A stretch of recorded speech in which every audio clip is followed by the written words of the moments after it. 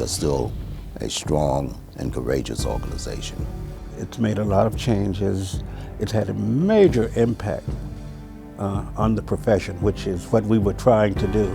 But we have to be reminded that that growth also happens because the media has grown. Some of the great work that it has done, it gives over $100,000 in scholarships.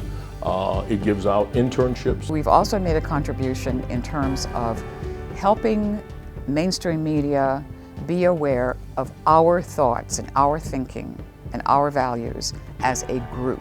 Well, see, that's one of the things that we've not achieved, and it's interesting you use the word fairness, because that's really is what we were only about. We were about fairness. It's tougher now, I think, for young black journalists, young college students who want to major in journalism, who want to go into the media. It's much tougher now. I do not feel that black journalists are represented well in the newsroom. And we have not reached the point, certainly, where we can say we have black people actually in control of media companies.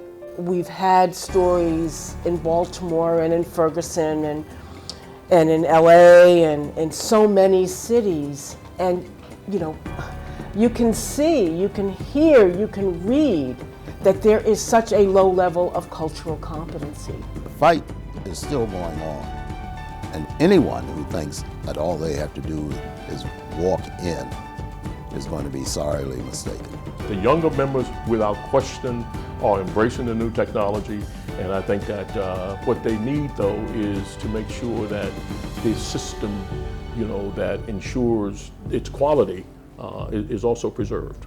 NABJ has got to continue putting the pressure on, continue to be aware of the problems in the newsrooms. What happens behind the scenes creates what happens in front of the scenes. And if we don't get in there and talk about and sit down with people behind the scenes, then we can't criticize what's being done and what the product is that's being produced. And the NABJ needs to get smart and not think old ideas, but need to adjust to the new technology. It needs to look at the global village we're in. It needs to rid itself of a lack of its knowledge of our past history. And first and foremost, we have to get rid of that false sense of inferiority. We need to be just as bold today, regardless of whether we're speaking to the President of the United States or some mayor or a city council member in a small town. The last 40 years is quite an accomplishment. And although we fuss and we fight and we, you know, have our little backroom squabbles, we know who we are. We're the National Association of Black Journalists.